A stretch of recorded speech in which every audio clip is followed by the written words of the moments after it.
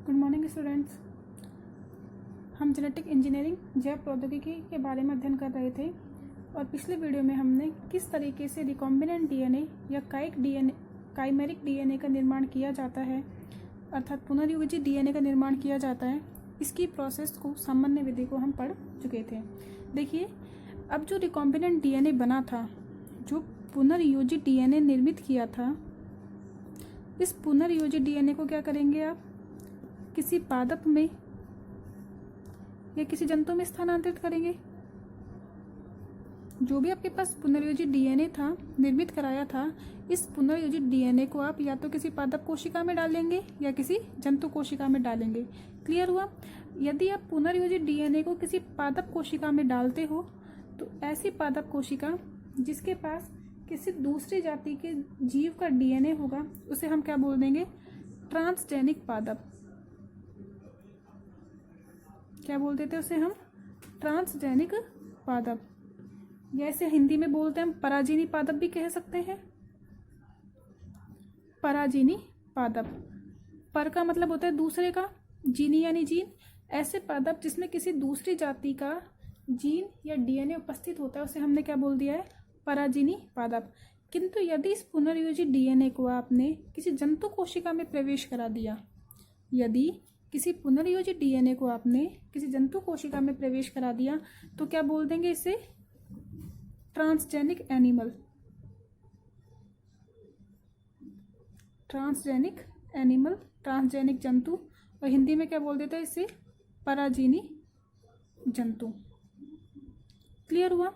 इन दोनों को ही, ट्रांसजेनिक पादपों को और ट्रांसजेनिक जंतुओं को, हम सम्मिलित रूप से जीएमओ, जेनेटिकली मॉडिफाइड ऑर्गेनिज्म, आनुवांशिक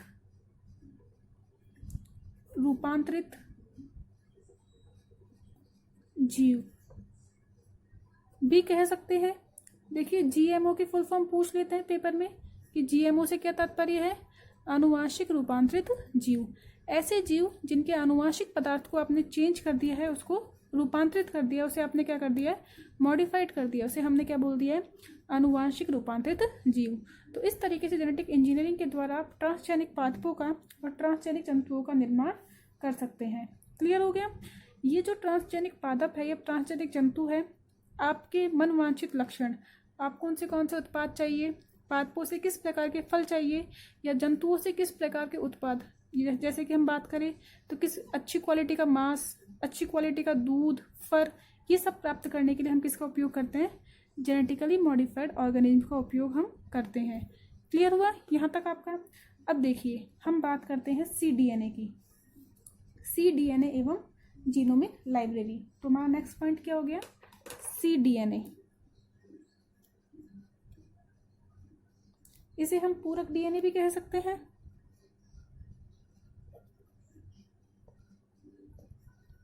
तो नेक्स्ट क्या हो गया हमारा? cDNA या पूरक डीएनए, जिसे हम बोलते हैं कॉम्प्लीमेंट्री डीएनए।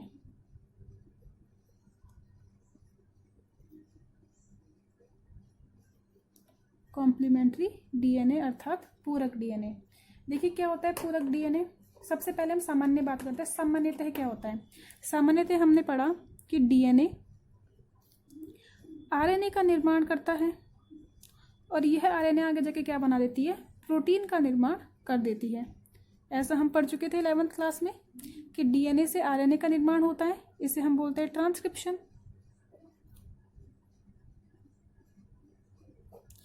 और आरएनए से प्रोटीन बनता है, इसे हम क्या बोल देते हैं? ट्रांसलेशन। अब देखिए, डीएनए से क्या बन रहा है यहाँ पे? आरएनए। ये तो सामान्य प्रोसेस हो गई, लेकिन कभी कभी विशेष परिस्थितियों में क्या होता है, ये जो आरएनए है, कभी कभी,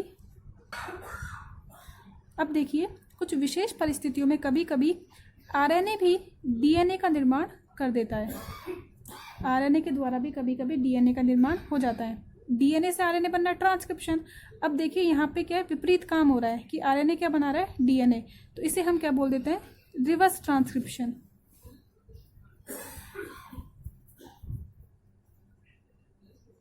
तो आरएनए से डीएनए का बनना रिवर्स ट्रांसक्रिप्शन कहलाता है, और यहाँ पे एक एंजाइम काम में लिया जाता है जिसे हम बोलते हैं रिवर्स ट्रांसक्रिप्टेज एंजाइम।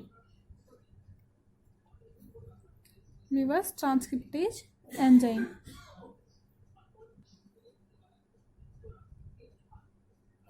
जिन जीवों में रिवर्स ट्रांसक्रिप्टेज एंजाइम होता है उन्हीं जीवों में आरएनए से डीएनए का निर्माण हो सकता है, अन्यथा आरएनए से डीएनए का निर्माण नहीं होता।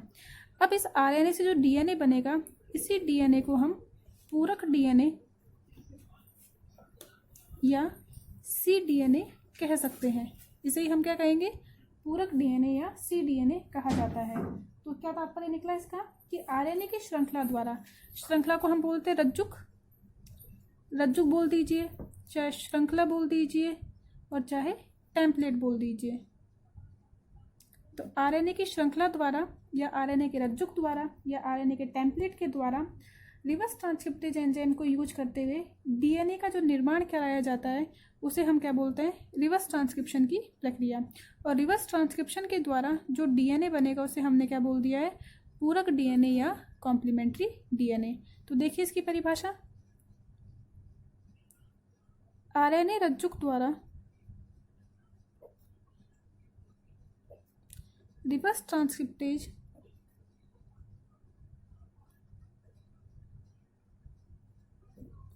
एंजाइम की उपस्थिति में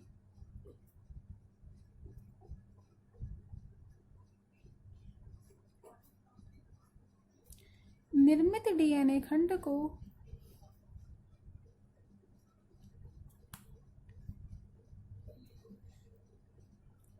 पूरक डीएनए कहा जाता है।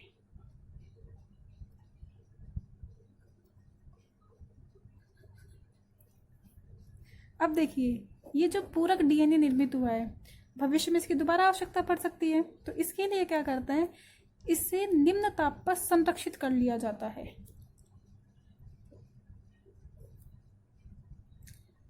निम्न ताप पर संरक्षित रखने को हम क्रायोप्रिजर्वेशन कह सकते हैं, और जहां पे इसे संरक्षित रखा जाता है उसे हम बोल देते हैं cDNA लाइब्रेरी, या इसे हम बोल देते हैं जीन बैंक। तो देखिए, ये जो आपके पास cDNA लाइब्रेरी निर्मित हुई या जीन बैंक निर्मित हुआ, ये आपके जेनेटिक इंजीनियरिंग में हेल्प करता है। तो क्या हुआ, जीन लाइब्रेरी या cDNA लाइब्रेरी, जहाँ पर क्लोनिंग के लिए आपको डीएनए खंड प्राप्त हो सकते हैं। अब देखिए, इस लाइब्रेरी का, इस जीन बैंक का आपको निर्माण करना है, तो किस प्रकार से निर्माण करेंगे। तो अब जो हमारा नेक्स्ट टॉपिक है वो क्या है, cDNA लाइब्रेरी का निर्माण।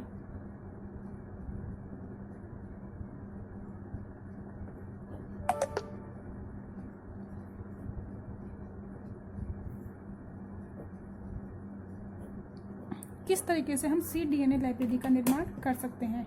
तो देखिए, cDNA लाइब्रेरी का निर्माण करने के लिए आपको क्या करना है, आरएनए से डीएनए बनाना है। तो जिस प्रोटीन की आपको आवश्यकता है या जिस एंजाइम की आपको आवश्यकता है, उससे संबंधित आप आरएनए खंड को प्राप्त करते हैं।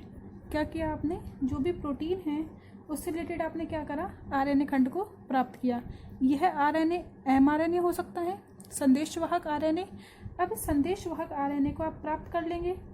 प्राप्त करने के बाद आप क्या करेंगे, रिवर्स ट्रांसक्रिप्टेज एंजाइम की सहायता से cDNA का निर्माण कर लेते हैं। ये सारे काम कहाँ करने हैं हमें, प्रयोगशाला में। तो प्रयोगशाला में रिवर्स ट्रांसक्रिप्टेज एंजाइम की सहायता से mRNA के द्वारा कॉम्प्लीमेंट्री डीएनए का निर्माण कर लिया जाता है। अब इस कॉम्प्लीमेंट्री डीएनए को हम क्या करेंगे, किसी जीवाणु कोशिका में प्रवेश करा देंगे। इस cDNA को क्या किया, जीवाणु कोशिका में प्रवेश करा दिया। यही जीवाणु कोशिका को हम क्या कह सकते हैं, परपोषी कोशिका। इस cDNA को हमने वाहक की सहायता से जीवाणु कोशिका में प्रवेश करा दिया।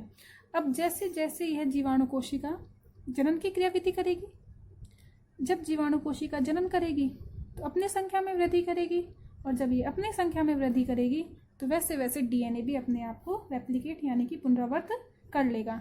इस तरीके से हम इस cDNA की संख्या में क्या कर लेंगे, बढ़ोतरी या वृद्धि कर लेंगे। अब यह जो cDNA की संख्या में वृद्धि हुई है, इसे पहचान के पृथक करना है। तो पहचान के पृथक करने के लिए हम प्रोब की सहायता लेते हैं। प्रोब की सहायता से वांछित सी डीएनए की पहचान कर इसे पृथक कर लेते हैं।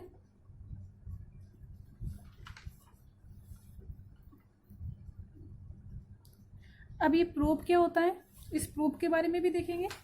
प्रोब हम अभी ऐसे कह सकते हैं कि डीएनए या आरएनए का छोटा खंड। प्रोब क्या होता है, आपके डीएनए या आरएनए के छोटे खंड होते हैं जिन्हें आप जेनेटिक इंजीनियरिंग में काम में ले सकते हैं। क्लियर हुआ? तो डीएनए या आरएनए के छोटे खंडों को हमने प्रोब कहा है, जिसकी सहायता से आप आपके मनवांछित डीएनए को अथवा आरएनए की आप पहचान कर सकते हैं। इतना क्लियर हुआ? और जैसे ही आपने इसकी पहचान के पृथक कर लिया, इसे आप आपके मनवांछित कोशिकाओं में या जीव में या पादप में स्थानांतरित कर सकते हैं। इस तरीके से हम cDNA लाइब्रेरी का निर्माण करते हैं और इसी प्रक्रिया के द्वारा हम जीन लाइब्रेरी का भी निर्माण करते हैं। जीन लाइब्रेरी में क्या किया जाता है, जीव के संपूर्ण जीनोम का संग्रह किया जाता है। cDNA लाइब्रेरी में एक छोटे खंड का संग्रह किया जाता है, जबकि जीनोमिक लाइब्रेरी में संपूर्ण जीनोम का संग्रह किया जाता है। तो हम बात करते हैं अब जीनोमिक लाइब्रेरी की। तो हमारा नेक्स्ट पॉइंट है जीनोमिक लाइब्रेरी।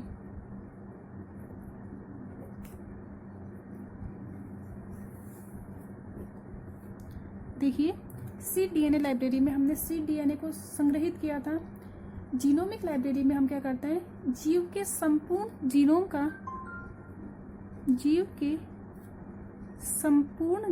का संग्रह किया जाता है।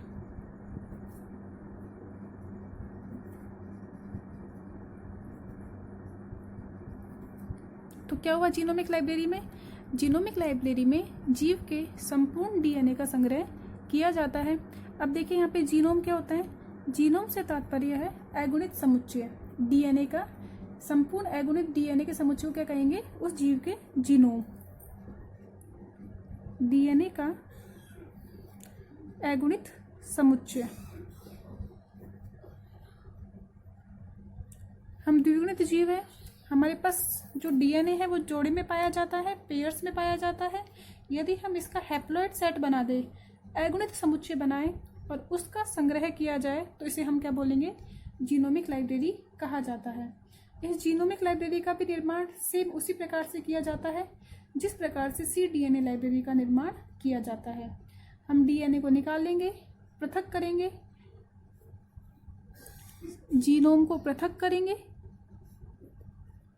पृथक करने के बाद इसे किसी वाहक के साथ जोड़ेंगे, वाहक के साथ जोड़ के किसी परपोषी कोशिका में प्रवेश कराएंगे और जैसे ही परपोषी कोशिका अपनी संख्या में वृद्धि करेगी, तो इसी तरीके से आप जीनोम का गुणन करा सकते हैं और जीनोम के गुणन के बाद इसे पहचान कर पृथक कर लिया जाता है। पहचान कर क्या कर लिया जाता है, पृथक कर लिया जाता है और इस जीनोम का उपयोग आप मनवांछित जंतु या पादप में स्थानांतरित करने में कर सकते हैं। जो भी आपका डिजायर्ड एनिमल है या प्लांट है, उसमें आप इसे ट्रांसफर कर सकते हैं। इस तरीके से हम जीनोमिक लाइब्रेरी का निर्माण करते हैं। अब देखिए, हमने बात की थी cDNA लाइब्रेरी की या जीनोमिक लाइब्रेरी की। तो यहाँ पे हमने कही कि पहचानने के लिए हम किसका यूज करते हैं, प्रोब का। ये प्रोब क्या है, देखते हैं इसके बारे में। आणविक प्रोब, जिसे हम कहते हैं मॉलिक्यूलर प्रोब। कहाँ काम में आते हैं ये प्रोब, आपके मनवांछित डीएनए खंड को पहचानने में या आरएनए खंड को पहचानने में। तो पहचान करने के लिए जिन डीएनए या आरएनए के खंडों की सहायता की जाती है, आपको कोई आपका वांछित डीएनए खंड पहचानना है, इसके लिए आप जिस डीएनए या आरएनए के सूक्ष्म खंडों का उपयोग करते हैं,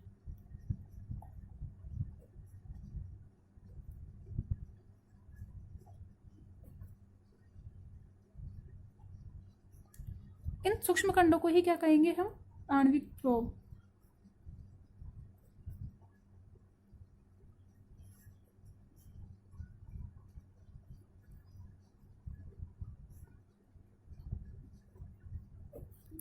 आणविक प्रोब कहा जाता है। अब देखिए, ये जो आणविक प्रोब है ये 2 प्रकार के होते हैं। कितने प्रकार के हैं? 2 प्रकार के। तो टाइप्स कितना है इनका? 2 प्रकार का। 2 कौन कौन से प्रकार है? एक तो ये डीएनए से संबंधित हो सकते हैं, यदि डीएनए को पहचानेंगे तो डीएनए के प्रोब, और ये आरएनए से संबंधित हो सकते हैं, यदि आरएनए को पहचानेंगे तो आरएनए प्रोब। तो हमने देखा प्रोब क्या करेंगे? डीएनए या आरएनए को पहचानने में सहायता करेंगे। डीएनए को पहचानने वाले प्रोब डीएनए प्रोब होते हैं, जबकि आरएनए को पहचानने वाले प्रोब आरएनए प्रोब होते हैं। तो क्या यूज किया जाता है इन प्रोब का? देखिए, आप इन्हें रिसर्च में यूज कर सकते हैं। रिसर्च अर्थात शोध कार्यों में, शोध कार्यों में इनका यूज किया जाता है। इसी के साथ साथ जो फॉरेंसिक साइंस है, जिसे हम बोलते हैं अपराध विज्ञान, फॉरेंसिक साइंस में पैतृकता के मामले सुलझाने में कि अमुक व्यक्ति की संतान है या नहीं है।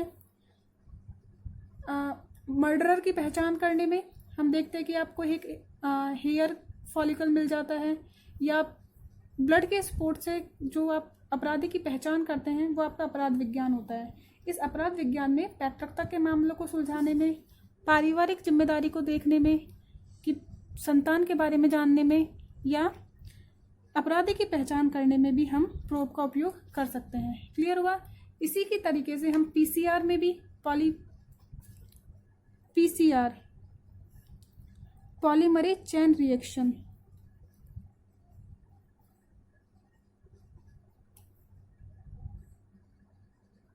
पॉलीमरेज श्रृंखला अभिक्रिया में भी हम इसका उपयोग करते हैं।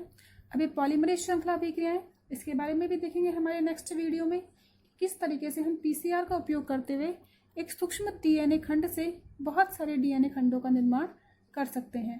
क्लियर है? तो इस तरीके से हम प्रोब का यूज करते हैं। यह प्रोब का हमारा जेनेटिक अभियांत्रिकी में महत्व होता है। तो आज के लिए इतना ही। क्या देखा आज हमने? आज हमने cDNA के बारे में देखा। cDNA लाइब्रेरी के निर्माण की प्रक्रिया देखी, जीनोमिक लाइब्रेरी